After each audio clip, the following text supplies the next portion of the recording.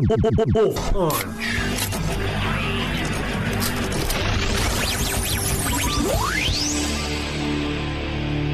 Action. Hey everybody, welcome to WolfPunch. Whoa, no banter? Nope.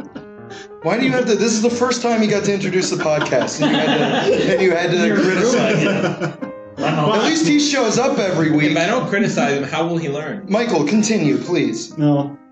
You were doing really well. My Michael, spirit is crushed. Michael, continue. No. No pressure. No, Michael, your you've turn. had this. Michael, what is WolfPunch? We are a podcast that talks about movies. False. And today we're talking about Deadpool 2. Yeah. True. Yeah. The second Deadpool. And who's here today, Michael? Michael's here.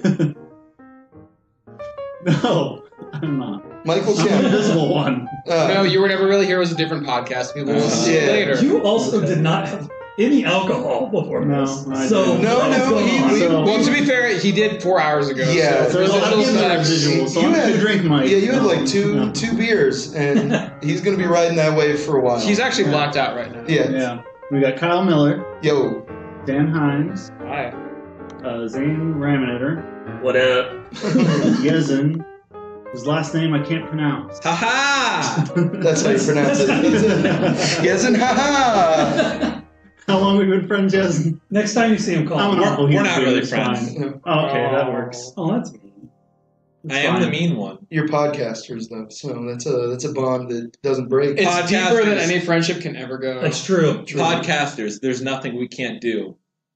Except get more views. Boom! Self-roast. Ah, got us all. It hurt. Anyway, So how do you guys feel about the second Deadpool? You saw it. I liked it a lot. It was super fun. It And didn't leave me feeling dead on the inside. All right. see, that's why Stop he's it. deadpan. That's it. There we go. Yeah. Deadpan Dan. Yeah. Yeah. So I haven't seen the first Deadpool. How did it stack up to the first one? See, this How is do you, what? I just don't even, why did you not watch it? everyone else did their homework. Yeah. Why did I not watch the Yeah. first Deadpool? You're getting on what's me. your, what's your, like, deal? Well, to be fair, it's very fun. I'm gonna be honest.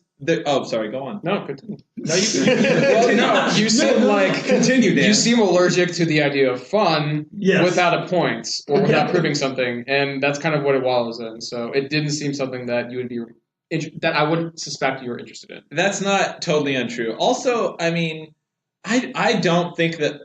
Correct me if I'm wrong. Is there anything I missed? Like The whole I felt like relationship I- with his girlfriend. yeah, but I get it. First round. She's his ex-girlfriend, she's his dead girlfriend. Mm. That's Well, I mean, we there's got no- it in the first Lord of the Rings. They're taking a fucking ring to a volcano, but that doesn't mean it's not worth the journey. No, but there you need like I don't know. I don't know if I needed anything from the first movie to understand the second movie.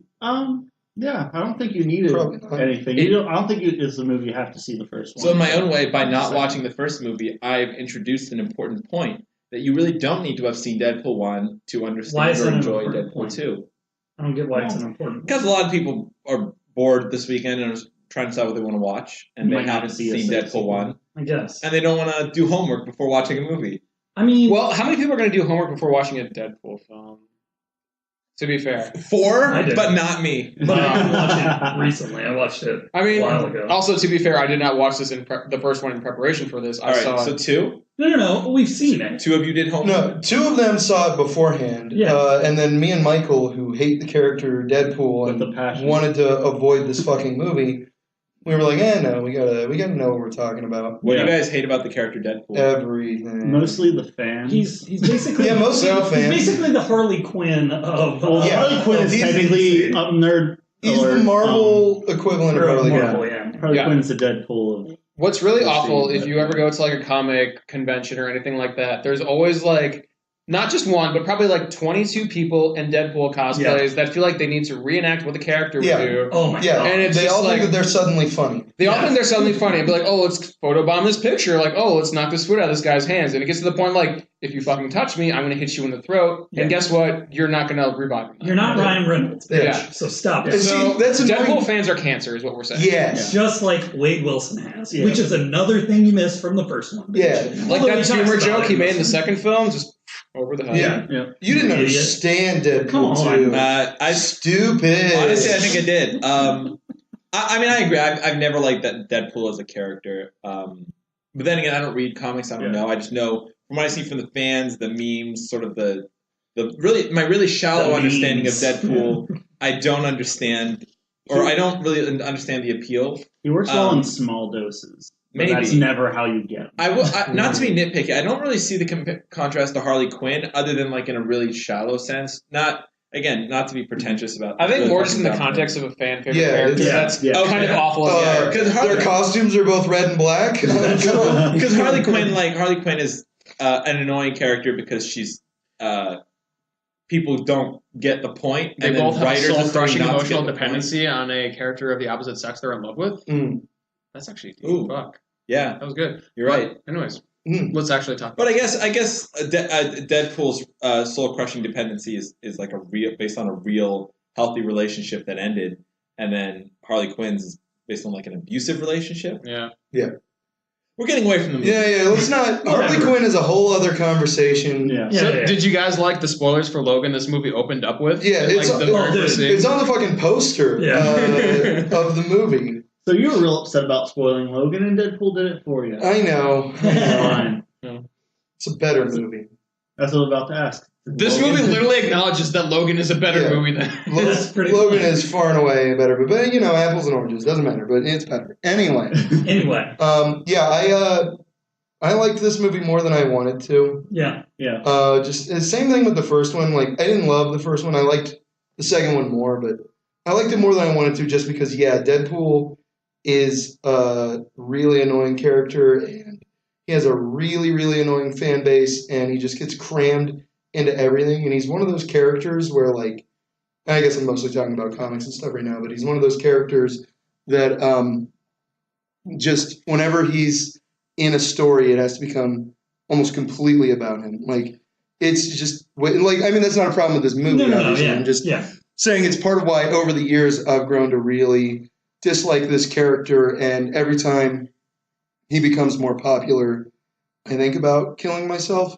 But I have to admit, like, I can they're not bad movies. Well, they kind of make that joke about, like, they make a joke about him always being the center of attention in the, like, opening credits. They do that. It says, like, starring a guy who can't share any screen time or something like that.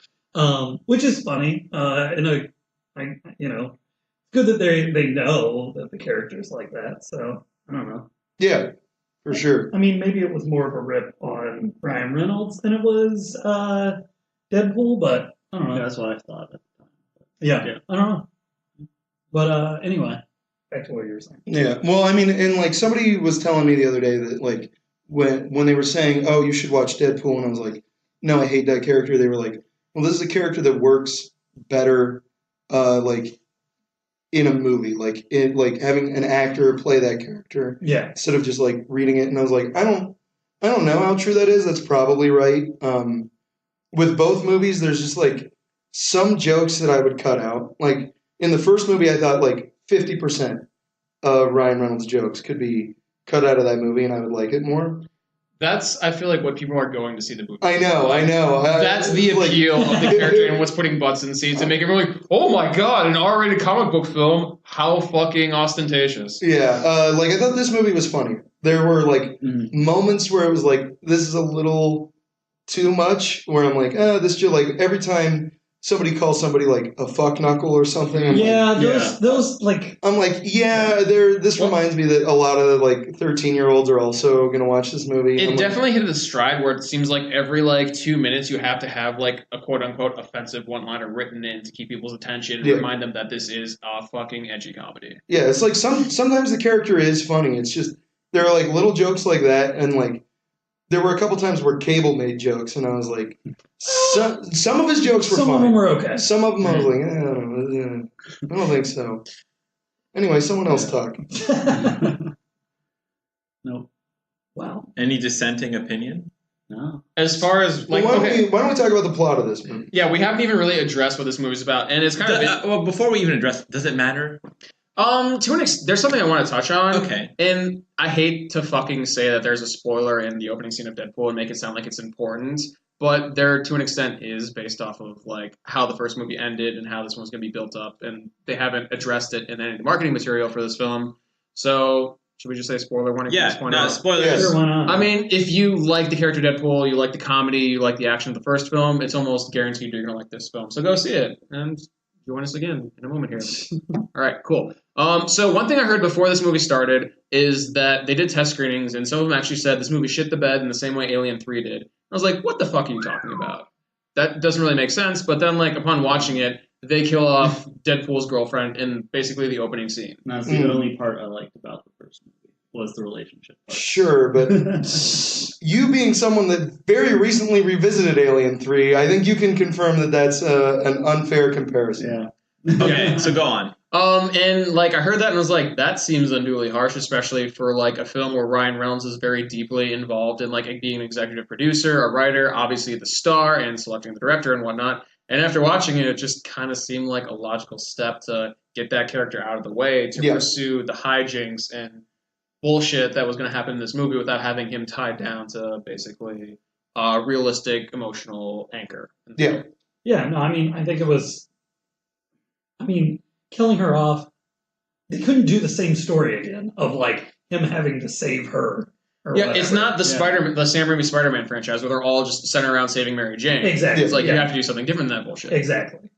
It was going to get real stale real fast if they tried to do the same thing. I thought it was going to turn into a story of Deadpool chasing down the guy that like So did I killed for a her, little and bit. I was like, dude, I don't want to fucking watch this. Yeah, I was same. really happy when he actually says, like, there's only one person left I have to kill. And it's like, that's myself. I did this. Yeah. And then he tries I see. Okay, yeah. Like there was that one moment in the opening scene where he's like on this thing of gasoline. He's like basically killing someone. And I was like, oh, this is pretty cool. The main character is like suicidal and jokingly killing himself. I'm on board for this. Yeah, I like yeah. this. I'll actually agree with that. I think that the story of this movie is actually pretty decent. Yeah. I think just thematically and just like what they're doing, like it's not too much, but Terminator 2 meets Looper. meets sure, Logan. It's He's protecting a little kid. Yeah, but meets yeah, Logan. Terminator, sure. Looper meets Logan. Protects a little kid in T2. Sure, all of them, fine. Whatever. All Yeah, of but it, this yeah. kid's fat. Come on. Oh, yeah. Okay, so he's protecting a kid, but he's basically trying to save this kid's soul, and the kid in the future is going to become evil, so he wants to stop him from becoming a murderer, but also saving his life, and Cable wants to kill the kid, because in the future the kid kills Cable's family.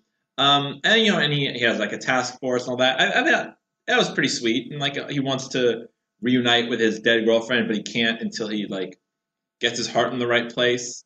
I will say though, for me, this movie wasn't very fun, and I don't really have a big I'm not mad about this movie.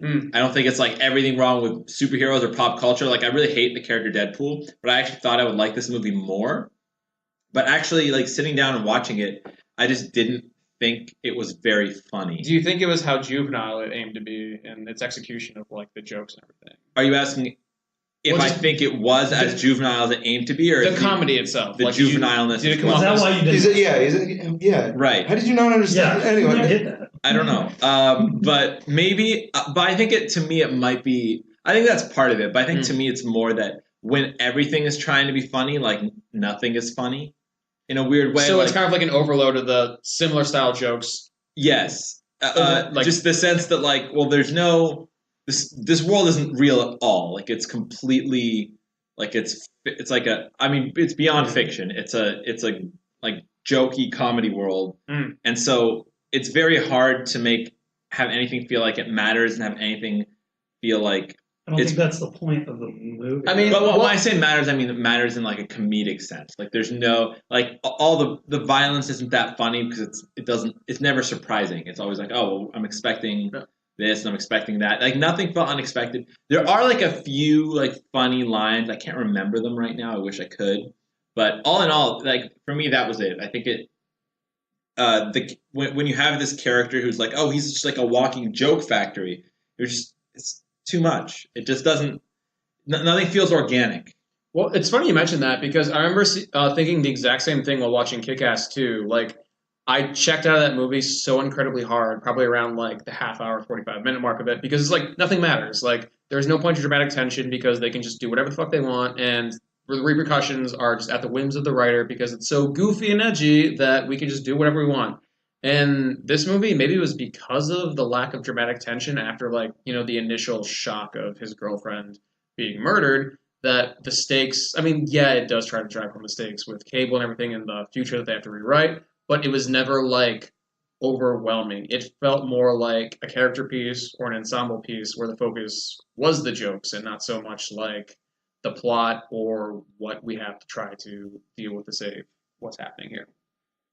Yeah, no, I would agree with that. Like, I understand what you're saying, Yasin, but I also feel like this movie kind of just feels like a live action cartoon, where you're just like, it's like a Bugs Bunny kind of deal, where like, and that's the way I looked at it. Like, because I completely agree with like Kick-Ass and Kick-Ass 2. Like, the first one especially, I was like, oh man, this movie started off really interesting, and then it just turns into jetpacks and Hit Girl and a bunch of other wacky shit. And so yeah, those movies I think crap themselves. Where I think that Deadpool is pretty like consistently goofy, and I think it makes a point to like let the audience know that. Where like I agree, the plot is pretty secondary. It's not a super original plot, but I mean it's not bad. Like it's what the movie needed to have in it. It seemed like I've heard it described as more of a series of like comedic vignettes or just situations to put the characters in and see how they react, see how things come from that. And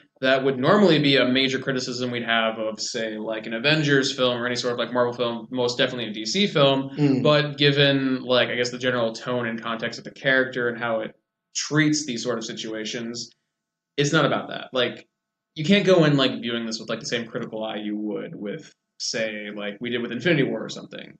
That's exactly what we were talking about when we left the theater. We were standing outside and we were chatting about it, and it's like you can't judge this movie like you do other movies because, like Kyle said, it is a live action cartoon. Yeah, I mean when Deadpool, when he's choking out Cable with his broken arm wrapped around. I mean, that's fucking Bugs Bunny. Like the Bugs Bunny thing really does make sense. Like he is basically like a violent comic book hero or anti-hero Bugs Bunny. Yeah. I just think that in light of that, like it maybe just doesn't work for me personally. It might just be it might just be too because like I'm walking out of this movie, I don't think it's like, oh, this movie's so bad. Like I'm not like on like a Ready Player One kick where I want to like come up or do like a huge like rant about everything that's wrong with this movie and everything that it. Well, I mean, he did regularly defend African American rights with the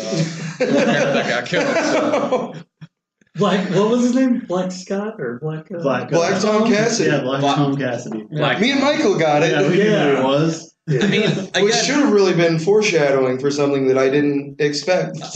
Again, just it's like none of the I see where none of those jokes really worked a whole lot for me. There's actually a point that like you're bringing up, which I want to bring up again later on when we approach the ending of the film. But I mean, there's a lot to cover before we get there. Right, because we'll get there. Just to me, it was like pretty juvenile. I think like everything they introduced, like I don't know, also felt kind of like pointless, and not like pointless in like a plot way. Pointless in like it didn't add a lot to the film. Like Colossus is there, but like Colossus doesn't add much to the film. Well, I think to be fair, if you saw the first one, you would get why he's there. He played a big part of the first film. Yeah. So then how about what's her name? Negasonic Teenage Warhead. Teenage Warhead. Again, she's a big player in the first film. Sure, I remember her from the trailers, but like she's in this film and it just doesn't add much. And then like, well, I do think that this movie has like a little bit too many characters, which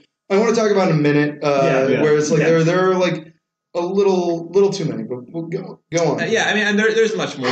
Also, the lucky girl, Domino. She was great. I mean, she was fine as hell, but all right, Zane. Domino. I mean, Domino's fine as hell, but like, no, she was great. She didn't add anything to except for that one like kind of fun sequence where she's lucky. I actually thought that was really fun. Yeah. watching driving how the luck bus. can be a superpower and just watching her get lucky in every Yeah. possible way. Yeah. Get lucky. Hopefully she's not the only one getting lucky. Yeah. In every possible way. Hey. Zane's got drool in his beard now. Yeah. Okay, so that was a fun sequence, Yeah. but like as a character after that, like no. Like and then later they're like, "Oh, I was raised here." Like I don't They care. didn't even really do anything. You know, that felt a little... That's true, but I mean, at the same time, one of the reasons I heard that they added so many like supplementary characters into this film was to like not have Deadpool seem so overpowering with his sort of one-note comedy shtick throughout the whole thing. So, in regards to that, do you think, like, in terms of like kind of watering down the character, that it was necessary or it worked for it? I don't think it worked. I think he still felt overpowering with his whole comedy. Mhm. shtick. So like I don't think that. I think the adding of characters like I don't know. Again, like Domino, there was utility to Domino in that there was that fun scene. Yeah. But like I just don't think it was enough to justify things. It's a tightrope you have to walk because there's the fans that want nothing but the ridiculous, over-the-top Deadpool-style comedy, but then there's normal human beings that realize that's really fucking grating to watch for 2 hours. Yeah. This is part of what I mean of like being too many characters was just I expected more from Domino and Cable, if I'm being honest. Yeah. Like I enjoyed Cable Yeah. in the movie, but like I was a little underwhelmed. Like I'm a big Josh Brolin fan, big Cable fan.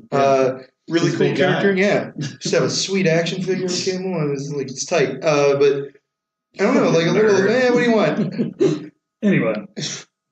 So anyway, yeah, I was excited for that character, and it was just a little underwhelming. Same thing with like Domino. There's like so many characters in this movie that none of them pop too much besides Deadpool. They didn't have enough time. They didn't have enough time to pop, and it's like it's a long movie when you like get through 2 it. Where hours. it's like It's just under 2 hours. yeah, and there's like so much that happens where it's like vignettes is like kind of a good way of putting it because there's like sequence after sequence that almost feel contained that resolve themselves and then like continues. It's just there's not enough of like Cable or Domino or some of the other supporting characters in the movie.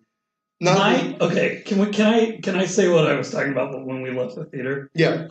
My biggest gripe with this movie is that they spoil their one of their best jokes in the trailer, and it's Peter, and like his entire existence in the movie should have been saved for the movie, and the invisible guy or whatever, the Vanisher, he should have been the person in the trailer.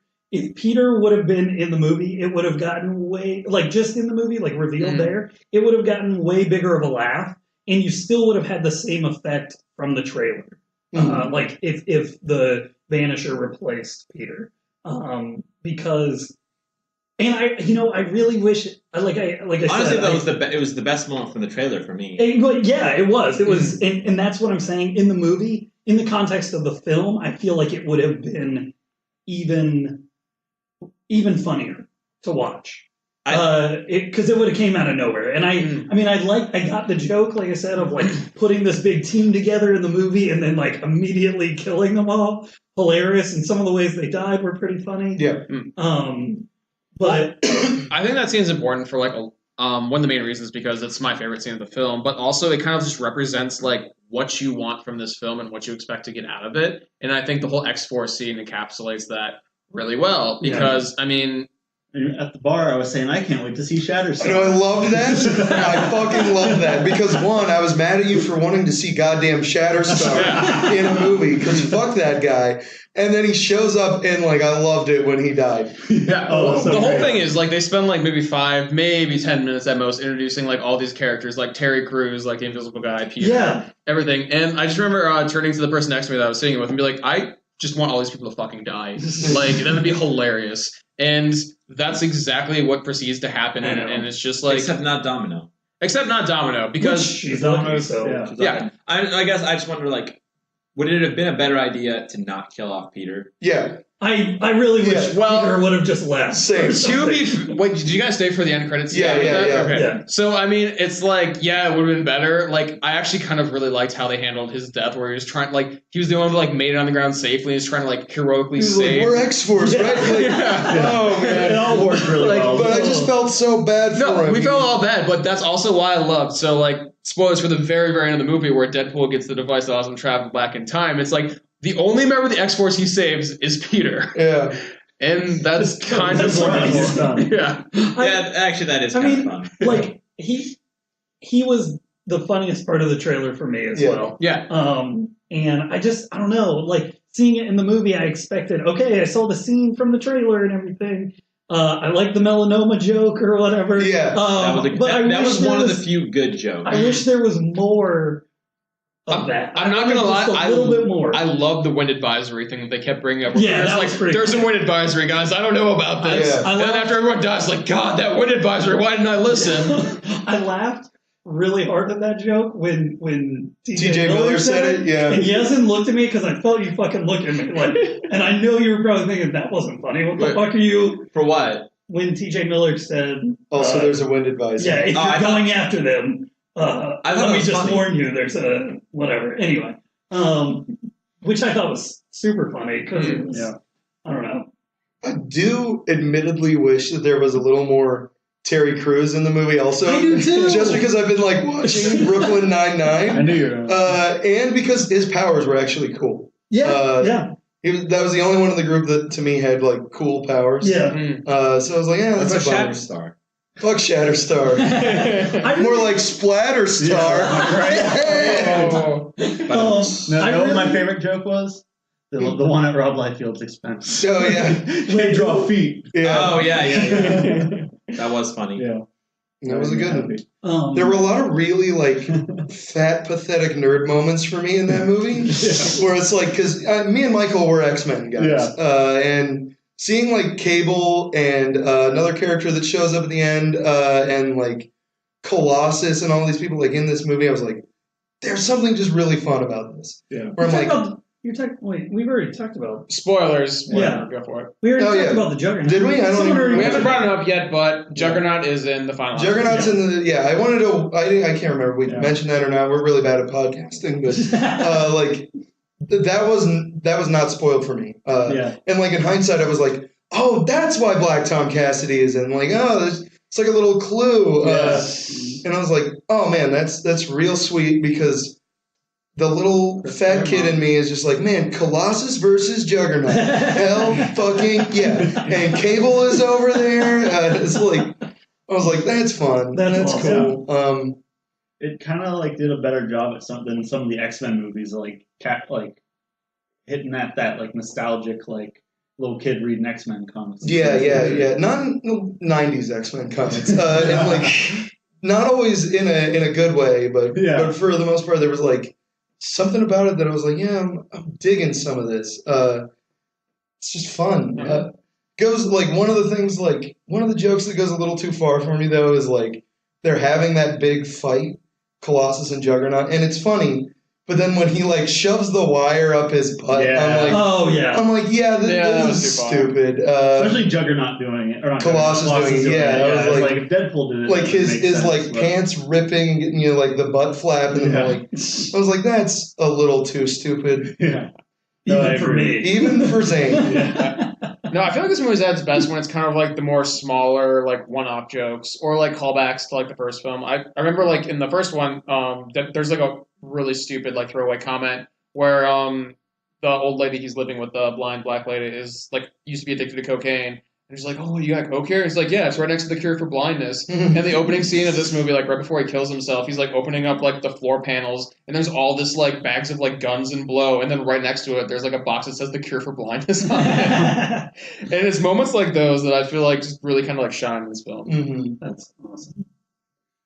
See, and like back to how like the beginning, you said people talked about how it was similar to Alien 3. I don't agree with that at all, but I remember when the movie started, I was almost instantly like, fuck this movie. Because I really liked the love story in the first one, and I was like, I'm kind of sick. Like whenever he was being all mopey when she died, I was just like, I'm sick of seeing superheroes cry over their dead parents, or dead girlfriends, or dead whatever. I'm because Michael has no worldly attachments. No, I wanted her to. I'm like, I want to see a good, like I want to see someone succeed in telling a superhero story where like the love interest part works too. And I thought the first one was doing a pretty good job of that, so I was excited to see that continue. Well, I think just one of the tropes of the genre is if there's something that the enemy can exploit, then they're going to be exploited. So thus, the love interest, the family, anything, they're just going to be used as something for the enemy to prop up and hold as a hostage later on. I know it's true, and I know that's why I can't be that mad at it for doing that. I just was hoping for once, because I thought it was a strong part of the first one, to like, yes, as a part of like, as like an opposite, like Batman Begins, like the love interest part of that is like Snoresville. I don't care about Rachel Dawes or whatever. Yeah. And then in Dark Knight, I'm like, sweet, they killed the love interest, so now you can get to the cool stuff. But in this, it was the opposite. So yeah, they actually make an Alien 3 joke in the first Deadpool. It doesn't mean anything, but I just thought I'd share that because it's stuck out in my mind. Yeah. It's what he calls Negasonic Teenage Warhead Ripley from Alien 3. And Yeah. So yeah, I don't know. I'm not sure that like this brand is just something that works for me, and I'm not saying that to like shit on the fact that other people enjoy it. Just to point out that I think there are a lot of people out there for whom this really works, and a lot of people out there for whom this won't. And I think for me, I'm someone who like this sort of like, see, this guy, he's goofy, he's funny, he's gonna joke the whole time. And then it's gonna make the entire world like not serious. It's sort of like, it's not as fun. Like I look at like something like Infinity War, which I mean I admittedly didn't love, but like Infinity War has these like that really funny moment with Drax, which to me like works better than anything in this movie because I think it's like cushioned by enough stuff. Like it like Drax shows up in the middle of, like, not to go back into Infinity War, but he shows up in the middle of like a serious scene, and then suddenly like, oh, it's Drax, and it's like kind of the right amount of funny and serious. Whereas this, it just feels like a little bit too juvenile, too like this guy. He's the funny asshole that like you wish you were, or something like that. I don't know. That you think you are. Yeah, like something like that. Like for like if you're like a 13-year-old watching this movie, like that's supposed to be the idea. People way older than they should be. This isn't a film like you go in and like with your notepad and just like have your eyes on the screen every second, like you're analyzing like the mise en scène and the editing and the the non-diegetic sound design of the film. That's not absolutely what you do. Like show up drunk, laugh at the stupid jokes, and then forget about it a day after you watch it. Yeah. And that's kind of like what this movie's at its best at, when it's just laying into the whole insincerity of being funny, goofy, dumb, disposable media. Yeah. I just think that a lot of the emphasis on like pop culture jokes, like it's very hit or miss. Like it really does know its audience. I think it really does know who it's going for, and I just think I'm not. It's not going for. I'm like, no, it's not me. Like the part where they're like, "Oh, you must be someone from the DC universe." Like, I like that line. I didn't like that. I thought it was pretty funny. I didn't. Okay, I liked it more in the trailer than I did in the movie. Yeah, okay, that's how I feel. Like for me, it feels so like pandering to like, you're reading like all these like Entertainment Weekly articles. DC's not good and Marvel is good. Like you subscribe to IndieWire. Yeah, like I don't give a shit. Like and that's what a lot of jokes felt like. It felt like you're in on it, you're cool, and I feel like it was like trying to get me to be like, yeah, I am. I like this movie. Like no, it doesn't. It's like even like when they called Josh when he calls Cable Thanos. Yeah, it's like they're the same actor. Like I was waiting for him to like. But that's his whole thing. Right, but the thing is, I was waiting the whole movie for him to mention that, like, oh, this is the guy playing Thanos. And then when he finally did, I realized, so it's not about, they don't mention it in, like, a funny way. They just mention it. They mention it to be like, oh, I get it, kind of thing. Exactly. Yeah, it's but only funny in a I get it sense. That's not a big... That joke, like, I see what you're saying, and most of what you're saying about this movie is how I felt about the first one, but, I mean, the Thanos joke, that one is just such a quick... little toss away. It doesn't linger. I sort of mean it as like a larger statement about the movie's approach to comedy. I felt like so much of it is you get it instead of like actually finding jokes that are funny on their own merit. Like actually, instead of actually finding funny jokes, they're just like, you get it. You subscribe to this corner of pop culture and are this plugged into this. But I think So, do you think there are any? I'm addressing the floor on this one. What are jokes in this movie that work without hinging on being a pop culture reference? definitely all the Peter stuff. All the Peter stuff, yeah. Peter stuff, Hilarious. All of like X-Force dying. Yes, hilarious. That was fantastic. Yeah. The baby legs thing, pretty funny. That was Like, good. it was funny. I'll be honest, I did not get it at all. Baby Legs wasn't funny to me at all. Yeah, That was one that like it wasn't that kind of joke I was just talking about, but I don't get what's funny about that. I really liked it, but admittedly because of pop culture references, The Basic Instinct, and I literally like fat pathetic piece of shit pointed at the screen when like he says like I have a proposition, and then everybody's making a proposition joke, Yeah. and the one guy goes, "The proposition has a great Guy Pearce performance," and I was like, "God, sick rap." I saw you do that, and I laughed my ass off. Because The Proposition is a very good 2007 Western that everyone should watch. It's a good movie. That's funny as shit. Nick Cave does the soundtrack. Anyway, sorry, everyone. Yeah. But I mean, it ties into I think X-Men Origins Wolverine, but it also works on its own when Cable starts like unloading a magazine in a Deadpool and he's spinning the fucking katanas around, like blocking the bullets, and you're like, oh wow, what a slick fucking superhero move. He stops and he's got like 8 bullet holes in his chest. Yeah. That's another trailer moment. Yeah, that was the gag in the trailer that like made me laugh out loud. Where I was like, fuck. And it was even like still funny in the movie because you got to see blood like shooting out of it. And I was like, yeah. Oh, the one thing that made me fucking lose it, and you laughed too, was when Peter got hired to the group and the cab driver goes, fuck! Yes. Oh, yeah. That was one little add-on to that joke that like cracked me up. Yeah, I agree. That was so good. Yeah. Anyway. About the cab driver killing the guy at the end. Yeah, that was good. He was pretty funny. I wish that kid got more work though, because he is pretty funny. I've seen him in Isn't that like a Watiti film, which I haven't seen. Which one? The Wild Vampire? No, not the vampire one. It's like Beware the Wilder People or something. Yeah. It's got Sam Neill from Jurassic Park. I've heard it's really good. Sam Neill, you say? Yeah. Sam Neill, you say? I'm in. Possible future Tales from the Past. Dr. Alan Grant? But actually, now that we're kind of like towards the ending of the film, one thing, this is going to like lead into a discussion of the nature of the character of Deadpool itself. But one thing that actually really bothered me about the ending is, so in the first movie, they kind of make a point that he executes the main bad guy at the end when Colossus is like, no, don't do it. You must not kill. Like, you must see the light. And he's like, oh, yeah, that makes a lot of sense. And he just like literally shoots the bad guy in the face and murders him immediately, unrepentantly. And honestly, I kind of love that. In this movie, they tried really hard to humanize the character. And it's like, oh, no, it's about family. You have to save the kid. And it can't be that. And honestly, I didn't want that. I want him to be like an unrepentant, awful sack of shit who, like, you know, the whole thing with like Cable falls through and he sees that it's failing, just be like, well, fuck, I guess we have no other way, and literally kill the kid. Well, it doesn't help, like, that kid was not likable at all. I mean, I guess that was, like, the point, but, like, I was like, fucking kill this kid. Yeah. Well, I thought after he blew, after he hit Deadpool and, like, blew him back and everything, I thought Deadpool was going to stand up there at the end and just be like, all right, fucking kill him. Like, Honestly, I really thought that's where it was going to go. Honestly, there was a solution that was really, I thought was really obvious, and I'm surprised they didn't do it. I thought the movie was gonna like do this as like do this. So I thought, because the idea was like, oh, once he kills one person, he'll get a taste for it. I thought Deadpool was just gonna shoot the guy himself.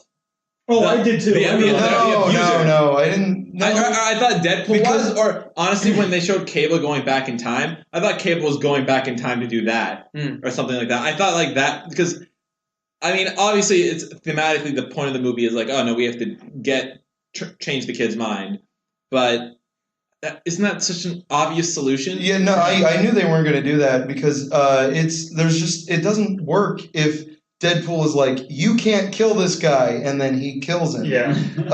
Where it's like, because he has to set an example to the person whose mind he's trying to change. I get what you're saying, but I don't. The thing is, like, I don't think that's who Deadpool is. I don't think that's what this movie is. You know what I mean? I mean, it tries what this movie. I think it's what the movie tries to be, but I don't know if that's what it is. Does that make sense? Like, Deadpool never. At no point in this movie does Deadpool take a "I'm not killing anyone" stance. Yeah. No point does anyone in the movie take. No, he takes that stance literally with. Yeah, at the end. But throughout the movie, he's killing people. Just he kills people whenever he feels like. Yeah. It. And so my thought, to me, it wasn't that like he believes that you shouldn't kill anyone. It was that he believes that this kid. It's not for this kid. Yeah, no. So that Deadpool would. The idea was that like Deadpool is the one who does that thing, or he's the one that kills. And I agree with Dan. That's kind of like a refreshing take on the character. He's not Batman. He's Deadpool. He kills people. So maybe Snyder's Batman. But sure. So I understand what you're saying. It's just like I say, I knew that they were never going to go that route because, like, I agree. Like, I don't think that Deadpool was ever taking a stance of like he's not going to kill people anymore. But I mean, if I'm going forward, Deadpool's not going to. No, I think he'll still kill. But it's like if I'm trying to convince Michael to not kill Dan, so I kill Dan so he can't. That doesn't erase Michael's need to kill. He's just going to change a victim. But I have to show him. But the kids' need to kill isn't just I want to kill people. It was just that one guy. Well, here's the question I want to pose. I don't know. Like, I get what you're saying. Sorry, Dan, go ahead. It's not. We're going in circles. Well, I mean, this might kind of continue the circle, but I want to find out what you guys think. Do you think the whole thing with Deadpool having to like discover a moral compass with the whole family overtones of thing? Do you think that was a result of possible studio direction with the film saying, yeah, we can have all the ridiculous, crazy jokes, but we still have to have something of a moral outcome for the character, where to an extent, the first film didn't exactly have that in the same regard? I think it's Ryan Reynolds, honestly. I don't know. See, like, the first movie, like, he does a similar voiceover where he's like, believe it or not, this is a love story. Yeah. So, like, in this one, he was like, this is a family story, where it's like they're trying to continue a different theme. You know? I think this was all intentional. I don't think the studio... Like, because it's definitely not, like, soft. No, it's not. It has, like I definitely see where we're, like, a little confused or, like, debating, like, this end here is because he's still blatantly, like, him and Cable are, like, tag teaming murdering a bunch of pedophiles. Hilarious line, by the way. Yeah. Like when they became buds. That was a fun scene. I actually got really hyped when he's like, we're going to kill these guys. Like, can I have a gun? He's like, no. Yeah, he just picks up a brick. Use this brick. Yeah, that was good. Yeah. There's another joke that wasn't. Yeah, that was fun. Yeah. No, I totally recommend this movie, so go see it. It's tight. I don't even need to see the first one. Yeah, I guess not. I mean, I would. Yeah, I would too. It's an entertainment. Like, it'll tell you if you want to see this movie. If you enjoyed the first one, it's almost guaranteed you're going to enjoy the second one. The second one's better. In fact, I would say that I appreciated this movie more because I've seen the first one, not because you need to for plot purposes, but just because here's an improvement. Mm-hmm. Which you don't get with sequels very often. Yeah, you don't get that very... Like, I mean, the first Deadpool is like a movie that I feel basically how Yezin did about this one, where I'm like, this is fine, there's nothing wrong with it, it's not my cup of tea. I probably even liked it more than I wanted to because I didn't want to like it, but I don't imagine I'll ever watch it again. Yeah. This one, I could watch again. Yeah. Not in theaters or anything, but like if people were hanging out, drinking, and eating pizza, I'd be like, yeah, this is fun. Yeah. Completely agree. I watch it or don't. It doesn't matter to me. It's kind of juvenile for me, but that's just me. I'm not you. If you want to just switch your brain off and laugh at really dumb juvenile jokes and gore, it's the movie for you. Yeah, you know what? I wasn't squeamish during. No, that's not true. I was. I was waiting. I was when that spike got impaled in his head, or no, not that one. What was it? The arm breaking shit. Yeah. Oh yeah. I was like, oh fuck. That's gross. I did like the shot where like all of the important X-Men were in the room and they that was a really good joke. That was confusing why they're all like the age they were in the 80s. But that was the weird part. Yeah. Well, just a quick aside, like as much as we talked about it borrowing from other films, I feel like more than anything it borrowed from like Days of Future Past as far as like having to stop shit in the past from going on in the future. But maybe it's meta and meant to be that way as a big joke because it's Deadpool. Fuck you. Totally. Yeah. Totally not. WolfPunch.